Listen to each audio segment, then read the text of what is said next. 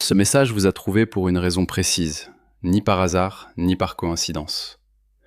Quelque chose en vous sait déjà de quoi il s'agit, et cette certitude silencieuse vous ronge, refusant de lâcher prise.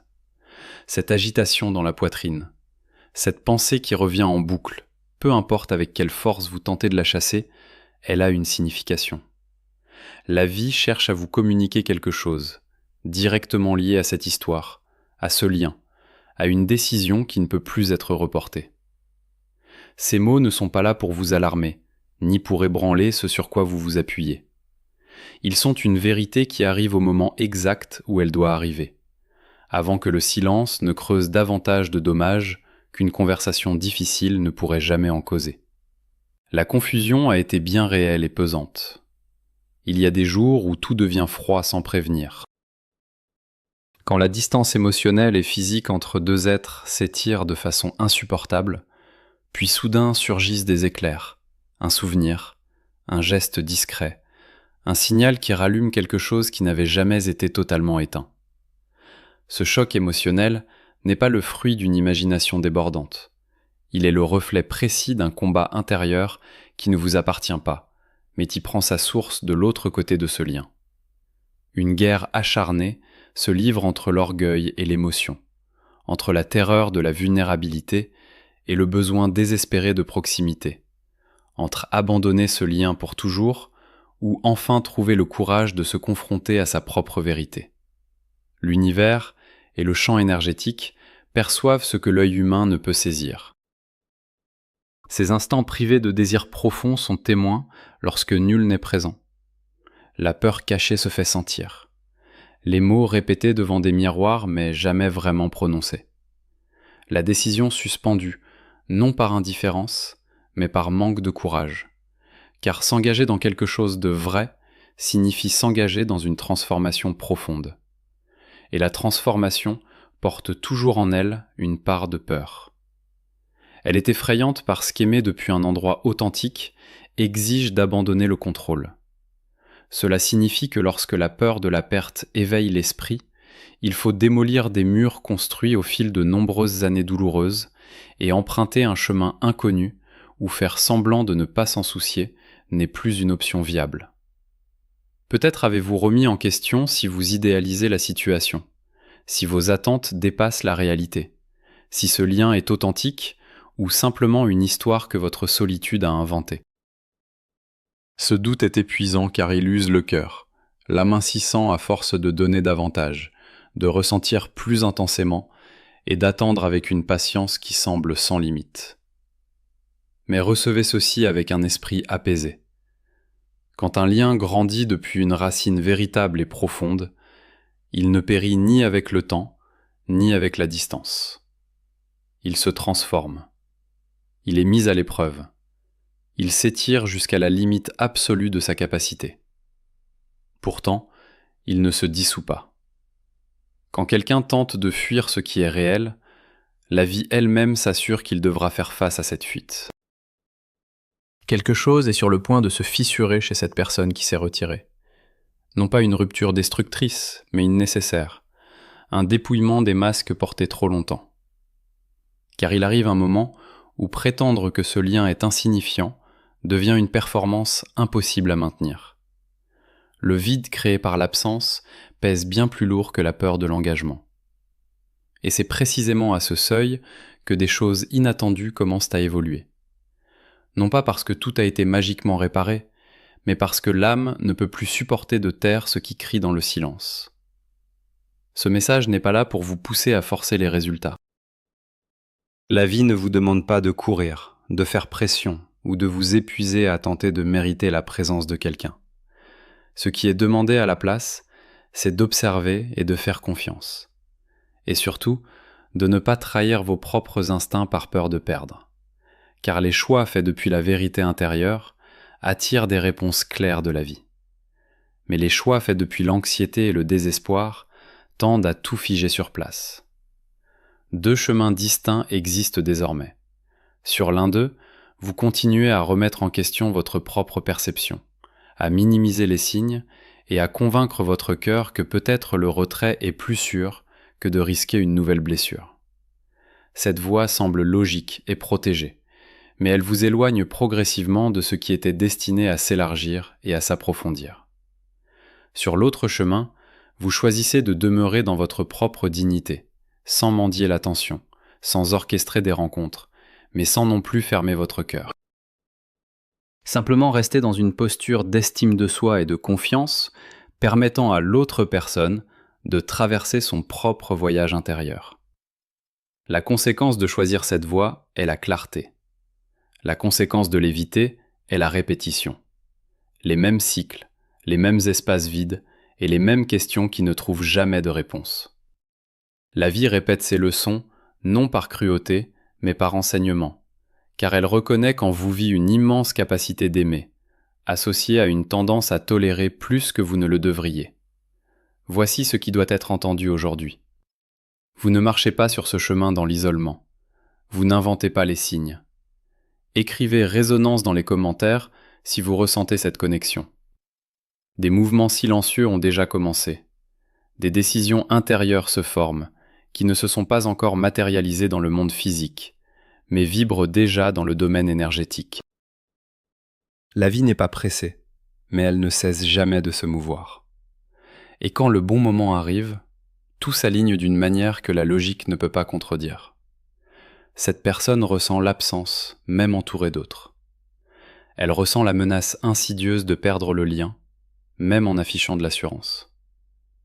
Car les âmes unies par quelque chose de plus grand que les circonstances ne sont pas interchangeables.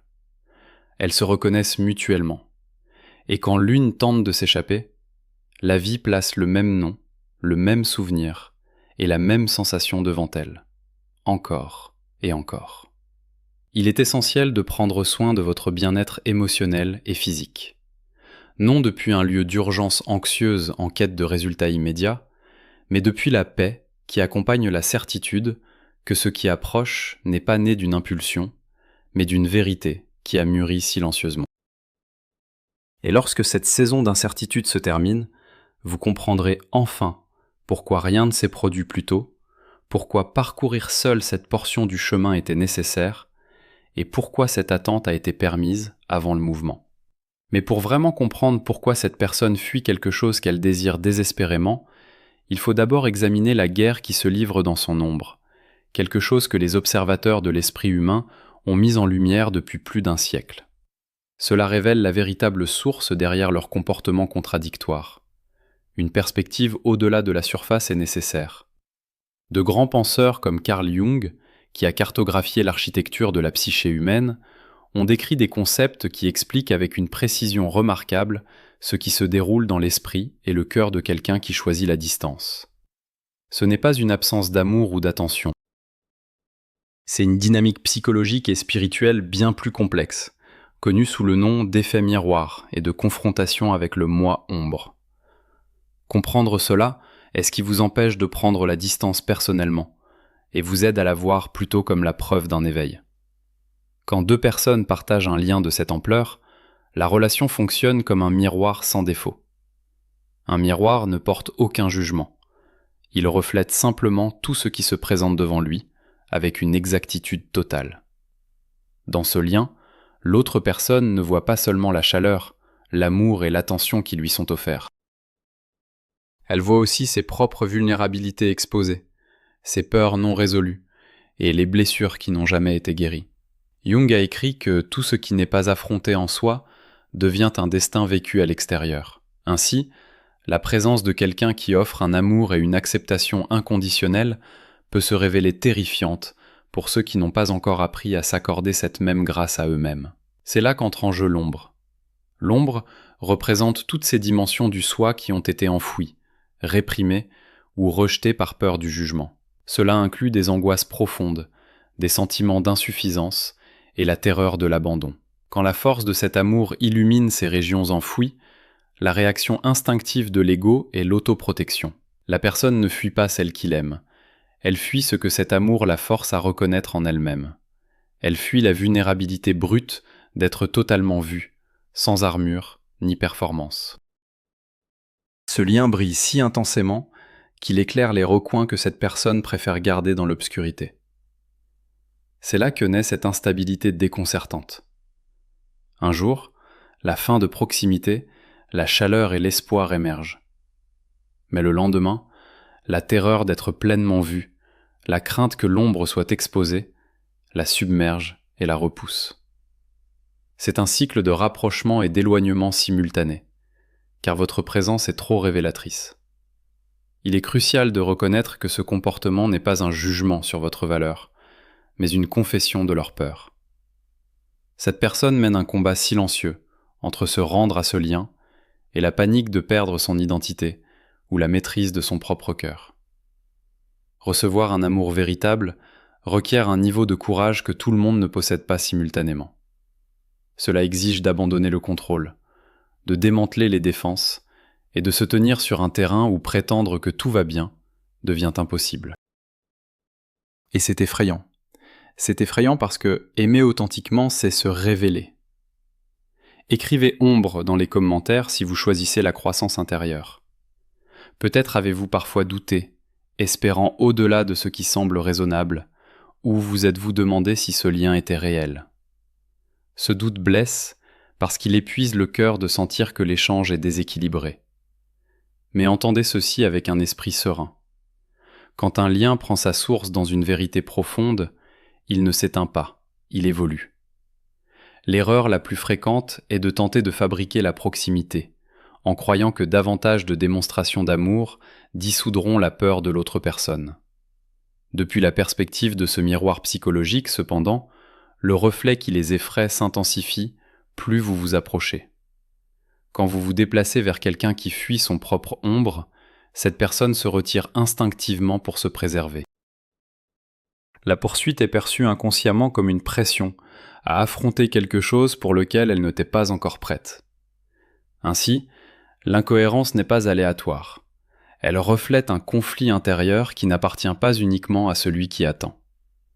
Il y a quelqu'un qui se débat entre la fierté et l'amour, entre la fuite et le fait de rester, entre renoncer à une vie significative ou affronter ses propres ténèbres intérieures. La vie perçoit ce que la vue ordinaire ne peut enregistrer. Elle voit les nuits où cette personne rejoue le lien quand aucun public n'est présent. Elle voit la terreur indicible, les mots répétés jamais transmis, les choix retardés. Car accepter l'amour signifie aussi accepter le changement, et c'est là le cœur de la lutte. Il est essentiel de reconnaître que, de manière paradoxale, la fuite elle-même est la preuve de la profondeur avec laquelle le lien résonne. Si la connexion était insignifiante, il n'y aurait aucune impulsion à fuir, car rien ne serait en jeu. Personne ne construit des barrières contre quelque chose qui n'a aucune valeur. On fortifie ce que l'on considère précieux et fragile. La distance est en réalité un refuge temporaire où cette personne tente de stabiliser un monde intérieur qui a été perturbé dès l'instant où cet amour est apparu. Essayant de retrouver un sens de l'ordre qu'elle a abandonné à l'instant même où le cœur a commencé à ressentir autant dans cette situation. La fierté fonctionne comme un gardien instable. Admettre que l'on a besoin de quelqu'un ou reconnaître que le retrait était une erreur exige que l'ego capitule, et l'ego résistera jusqu'à son dernier souffle. C'est pourquoi un comportement contradictoire fait surface, une froideur abrupte ou un silence prolongé. Ce n'est pas une indifférence authentique, c'est du théâtre, un masque que l'ego porte pour gagner du temps pendant que l'âme continue de se presser vers la vérité. Jung a observé que nous ne devenons pas illuminés en imaginant des figures de lumière, mais en rendant les ténèbres conscientes. Et ce lien force l'autre personne à affronter son ombre, qu'elle le choisisse ou non. Cette incertitude, née d'un comportement déroutant, fait mal, parce que le déséquilibre est épuisant. Mais rappelez-vous que quand quelqu'un tente de fuir ce qui est réel, la vie gère la confrontation pour lui. Quelque chose dans ce mur est sur le point de se fissurer. Non pas de façon destructrice, mais nécessairement. Il arrive un moment où feindre l'indifférence devient impossible à soutenir, car le vide devient plus lourd que la peur. Et c'est exactement à ce bord que des changements inattendus se produisent, non pas parce que tout est résolu, mais parce que l'âme ne peut plus maintenir la contradiction. Ainsi, La stratégie n'est pas de briser le miroir, ni de tenter de le polir pour l'autre personne. La stratégie consiste à permettre au miroir de faire son travail en restant ancré dans votre propre centre, sans courir et sans reculer. Vous offrez à l'autre personne la seule véritable occasion d'observer son ombre sans se sentir prise en embuscade. Vous créez un espace sûr où la peur peut progressivement se transformer en curiosité, puis en acceptation. Il faut une foi immense pour croire que le travail intérieur de l'autre personne progresse même quand aucun résultat visible n'apparaît. Et c'est précisément là que l'erreur la plus courante se produit. Tenter d'accélérer les choses ou exiger des explications rationnelles pour un processus qui est entièrement émotionnel et spirituel, sans réaliser qu'en faisant cela, vous interrompez la rencontre de l'autre personne avec son propre vide. On lui vole l'opportunité de manquer, d'apprécier et de découvrir par elle-même ce qu'elle risque de perdre. Pour que le retour soit authentique et durable, il doit émerger de la liberté, de l'éveil propre de l'autre personne, non de votre persistance. Et pour que cela se produise, quelque chose de significatif doit d'abord être vécu. La physique de l'absence. Comprendre la mécanique de l'ombre n'est que la première étape pour dénouer la situation. Une fois qu'il devient clair que la fuite n'est pas à votre sujet, mais est une réponse défensive à un miroir qui brille trop intensément, la question devient comment avancer. La réponse ne réside pas dans la poursuite ni la persuasion, mais dans un principe bien plus ancien et puissant qui gouverne tout ce qui existe, la physique de l'énergie et la loi du vide. Il existe une architecture invisible qui gouverne les connexions humaines et qui fonctionne avec la même précision que la gravité. Et quand on apprend à travailler avec cette loi plutôt que contre elle, toute la dynamique se transforme. Jusqu'à présent, l'instinct naturel vous a probablement poussé à prendre contact, à tenter de réparer les choses, à demander des explications, ou simplement à rester visible pour ne pas être oublié. C'est une réponse tout à fait humaine. Quand quelque chose de précieux semble s'échapper, le premier réflexe est de courir après, de s'y accrocher fermement. En termes énergétiques cependant, cette poursuite produit le résultat inverse de ce que vous désirez. Imaginez la connexion comme une corde reliant deux personnes. Si un côté tire énergiquement vers l'autre, cherchant à combler l'écart, la réaction immédiate de l'autre côté sera de tirer dans la direction opposée pour préserver l'équilibre et l'autonomie. Tant qu'une force de poursuite existe, une force de recul lui répondra et s'accélérera. C'est là que la physique de l'absence devient transformatrice.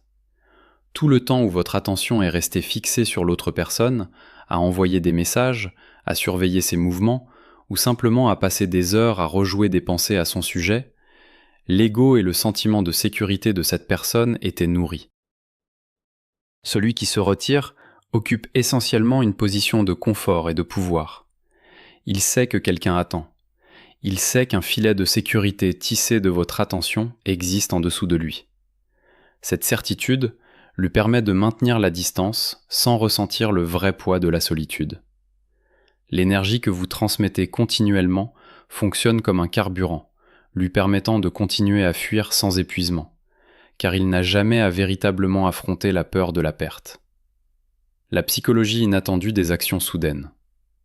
Mais que se passe-t-il lorsque cet approvisionnement en énergie est brusquement retiré?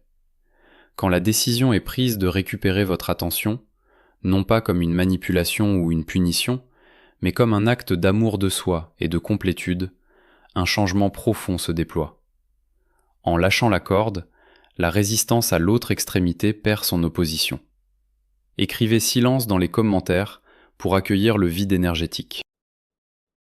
La force qu'il canalisait dans le recul n'a soudainement plus rien contre quoi s'exercer, et il perd leur équilibre. Celui qui courait se retrouve dans l'immobilité, sans personne en poursuite. Et alors, le vrai silence fait son entrée imposante. Ce silence n'est pas simplement l'absence de messages ou de bruit, c'est un vide énergétique véritable. La science nous rappelle que la nature a horreur du vide et se déplace perpétuellement pour le combler. Quand l'énergie qui entourait et soutenait l'autre personne est retirée, un espace creux se forme autour d'elle. Initialement, cette personne peut ressentir un bref soulagement, croyant que sa liberté a été restaurée. mais cette sensation se dissout rapidement. Le soulagement se transforme en un sentiment d'instabilité, puis en un malaise plus profond. Cette personne commence à remarquer une étrange vacuité, une qualité terne dans son existence quotidienne qui défie toute explication rationnelle. C'est comme si quelqu'un avait coupé le volume de leur vie ou éteint une flamme qui, même lorsqu'elle se sentait parfois accablante, fournissait chaleur et direction. Dans cet état de vide, l'esprit de celui qui est parti commence à fonctionner différemment. Il ne dépense plus d'énergie à construire des barrières ou à fabriquer des excuses pour éviter d'être atteint, car personne ne le poursuit plus. Maintenant, cette énergie mentale devient disponible, et, puisqu'elle n'a aucune menace extérieure contre laquelle se défendre, elle se tourne vers l'intérieur. La curiosité s'éveille. Cette personne commence à se demander pourquoi la recherche a cessé, si l'intérêt s'est dissous, ou si elle a véritablement renoncé au soutien inconditionnel qu'elle supposait permanent. Le doute, qui vivait auparavant exclusivement chez celui qui attendait, migre maintenant et s'installe dans l'esprit de celui qui est parti.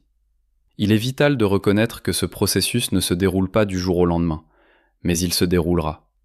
En récupérant votre attention, vous rendez à l'autre personne la pleine propriété de sa propre expérience émotionnelle. Auparavant, une seule personne portait la peur de la perte. Maintenant, ce poids retourne à son propriétaire d'origine. L'autre personne doit ressentir l'ampleur complète de la séparation sans rien pour en adoucir les bords. Elle doit faire face à la réalité de sa vie sans la chaleur constante qu'elle tirait autrefois de ce lien. Et c'est dans ce contraste que l'appréciation authentique se forge. Personne ne valorise l'air tant qu'il ne commence pas à manquer. Et personne n'apprécie la présence profonde d'un lien tant que l'absence ne devient pas une réalité concrète plutôt qu'une abstraction lointaine. Ce retrait énergétique doit être authentique pour être efficace. Il ne sert à rien d'arrêter de contacter si l'esprit reste emprisonné dans les pensées de cette personne, diffusant silencieusement son nom dans l'immobilité. L'énergie ne trompe pas. La connexion intérieure transmet la vérité de votre état réel. La physique de l'absence exige que l'attention se redirige véritablement, retournant à votre propre centre, investissant dans votre propre guérison et devenir. Quand votre fréquence passe du besoin à l'autocomplétude, le signal transmis à l'univers et à l'autre personne devient celui de la dignité et de la valeur intrinsèque. Et rien dans l'existence ne fonctionne plus puissamment comme une force magnétique qu'une personne qui se sent entière, de manière indépendante et n'a pas besoin de l'amour pour valider sa propre valeur. À ce stade, l'autre personne commence à vivre ce qu'on pourrait appeler un retrait énergétique. Elle peut tenter de provoquer une réaction rapide pour confirmer son contrôle continu, en envoyant des signaux mixtes ou en réapparaissant brièvement. Ce ne sont pas encore de véritables tentatives de reconnexion. Ce sont des vérifications de sécurité pour s'assurer que la corde est toujours en place. Si vous tenez votre position et ne vous précipitez pas sur ces fragments, l'impact sur leur psychologie est amplifié. La preuve que quelque chose a fondamentalement changé dans la dynamique génère une nouvelle urgence. Le sol stable qu'ils naviguaient a disparu sous leurs pieds. Maintenant, ils doivent soit apprendre à se soutenir eux-mêmes, soit trouver un moyen de reconstruire le pont auquel ils ont participé à brûler. Le vide énergétique agit comme une vérité plus éloquente. Sans le bruit statique de la poursuite et du drame, l'essence pure du sentiment demeure. Si le lien est réel, le silence ne l'éteindra pas. Au contraire, il lui fera résonner avec une intensité et une clarté plus grande. La distance physique cesse de ressembler à une libération et devient une douleur silencieuse. L'autre personne commence à ressentir une impulsion instinctive à restaurer cette connexion. Non pas parce qu'elle y est contrainte de l'extérieur, mais parce que sa propre âme commence à avoir soif de l'énergie qu'elle avait autrefois rejetée. Elle reconnaît que la liberté qu'elle croyait vouloir se sent creuse, sans la personne qui donnait à cette liberté un sens. C'est un moment délicat et puissant. L'équilibre a changé. Il n'y a plus de poursuivant ni de poursuivi. Il n'y a que deux individus confrontant leur propre vérité dans le silence. Et pendant que cette posture d'aucune action externe, mais d'un mouvement interne profond est maintenue, les fondations sont préparées pour ce qui vient ensuite. Car si le silence se prolonge et que l'ego ne reçoit plus sa nourriture habituelle, la personne se déplacera pour combler ce vide. Elle cherchera des sources alternatives. Elle poursuivra une stimulation extérieure pour faire taire le bruit intérieur. Mais comme nous le verrons, elle découvrira très rapidement que lorsqu'un lien prend sa source dans l'âme, rien d'autre ne peut véritablement tromper le cœur longtemps. À l'instant où la poursuite s'arrête, une phase silencieuse mais exigeante commence pour celui qui s'est retiré, une phase où les distractions perdent leur pouvoir. Une fois que le vide énergétique est établi, le premier mouvement de celui qui s'est éloigné est généralement non pas une reddition immédiate, mais une tentative rapide de l'éviter. L'esprit humain, confronté à une vérité inconfortable ou à une perte véritable, cherche naturellement un moyen de s'anesthésier. À ce stade, il est très courant que l'autre personne tente de combler le vide avec du bruit. Un travail intensif, une saturation sociale, un mouvement constant. C'est la dernière démonstration de dominance de l'ego, prouvant à lui-même qu'il peut fonctionner sans cette connexion profonde et que la décision de partir était la bonne. Cette personne se plonge dans des obligations professionnelles, élargit sa vie sociale, ou cherche une stimulation superficielle qui lui permet d'éviter de penser, d'éviter de ressentir, et surtout, d'éviter de se souvenir. Cependant, c'est précisément là que quelque chose de révélateur commence.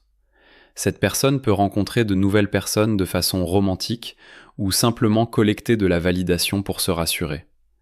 Mais elle remarquera quelque chose qui la troublera profondément. Les conversations semblent creuses, sans courant et sans profondeur. L'étincelle qui coule sans effort dans une connexion au niveau de l'âme ne peut pas être fabriquée avec une autre personne. Cet individu se retrouvera assis en face de quelqu'un d'autre. Peut-être quelqu'un possédant toutes les qualités qui semblent convenir sur le papier. Et pourtant, il ressentira une platitude ignorée qu'il ne peut pas écarter. Il se surprendra à forcer le rire, à devoir surexpliquer ses perspectives, découvrant que l'aisance d'être simplement compris sans mots n'existe pas ici, là où un seul regard communiquait autrefois tout. Ce qui était recherché comme une distraction agréable se transforme en un tourment silencieux. La comparaison devient irrésistible et elle est injuste envers les nouvelles personnes. Chaque limitation de la nouvelle personne fait briller une force du lien abandonné plus intensément. La superficialité des autres rend la profondeur du lien qu'ils essaient d'oublier plus lumineuse. À ce point, les justifications qu'ils ont construites pour maintenir la distance commencent à sonner creux. Ils se sont dit qu'ils avaient besoin d'espace, qu'ils voulaient de la liberté, que peut-être quelqu'un de moins compliqué existait là dehors. Mais les expériences vécues leur montrent que facile signifie parfois simplement vide, et que la liberté n'a aucune valeur si elle ressemble à une errance dans un désert. La tentative de se convaincre que le temps dissoudra tout échoue de façon spectaculaire. Plutôt que d'effacer le souvenir, la distance et les comparaisons défavorables le rendent plus net et plus précieux. Ils reconnaissent que perdre ce lien ne constituerait pas une perte ordinaire, mais une blessure qui résiste à la guérison par l'amusement ou de nouvelles rencontres fugaces. Quand le bruit extérieur s'effondre, le silence revient avec une autorité encore plus grande. Alors commence ce que les traditions spirituelles appellent la nuit obscure de l'âme, adaptée à l'esprit en guerre avec lui-même. C'est une saison de